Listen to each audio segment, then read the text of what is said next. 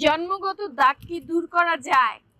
অনেকের মনেই প্রশ্ন থাকে যে জন্মগত দাগ কি দূর করা যায়, কিংবা জন্মগত দাগ দূর করার আদৌ কি কোনো প্রয়োজন আছে। দুটো বিষয়ই কিন্তু আলাদা। এক হচ্ছে দূর করা যায় কিনা, তার উত্তর হচ্ছে অবশ্যই দূর করা যায়। সেটি সার্জারি করে করা যেতে পারে, কিন্তু লেজারের মাধ্যমে খুব অল্প হালকা ফেড হয়, কিন্তু একেবারে সাধারণত যায় না।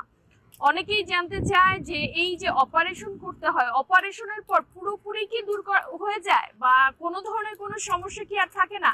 এটা নির্ভর করে ঠিক কতটুকু জায়গা জুড়ে দাগটা আছে এবং কোন ধরনের প্রসিডিউর বা সার্জারি তার উপর করা হয়েছে। সাধারণত ছোট জন্ম দাগ হলে একবার অপারেশনের মাধ্যমেই সেটি দূর করা যায়।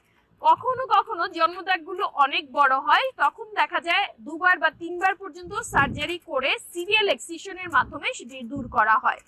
কখনো কখনো অনেক অংশ জুড়ে বা কয়েকটা স্থানে অনেকগুলো থাকে। এই সমস্ত ক্ষেত্রে আমরা প্লাস্টিক সার্জারির বিভিন্ন অত্যাধুনিক পদ্ধতি ব্যবহার করি। কখনো কখনো টিস্যু এক্সপান্ডার নামের এক ধরনের বেলুন চামড়ার নিচে ঢুকিয়ে সেটিকে ব্যবহার করার মাধ্যমে, অর্থাৎ ফুলিয়ে সময়ের সাথে সাথে তার নর্মাল টিস্যুকে ব্যবহার করে দাগ দূর করে থাকি।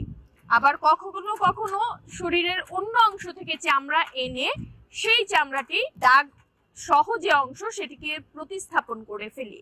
এভাবে জন্মগত দাগ চাইলে অবশ্যই দূর করা সম্ভব, যদি না সেটা শরীরের অনেক বেশি অংশ জুড়ে হয়।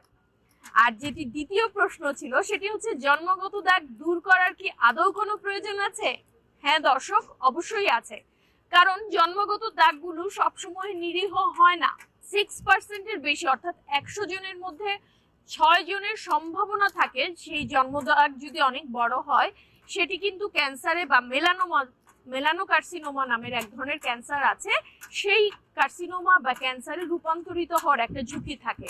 অনেক সময়ই ছোট ছোট শিশুদের এই জন্মগত দাগগুলো নিয়ে বাবা মারা চিন্তিত হয়, কিন্তু ছোটবেলায় অপারেশন করাতে চান না।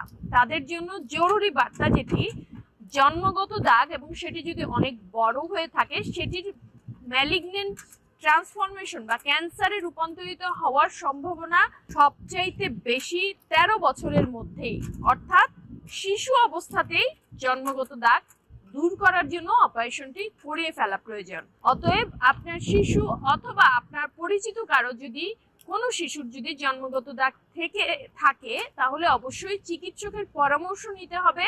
অপারেশন যদি নাও করান তারপরেও এটি খারাপ দিকে যাচ্ছে কিনা বা ক্যান্সারের দিকে যাচ্ছে কিনা সেটির ফলো আপ করা অবশ্যই জরুরি। ভালো থাকবেন।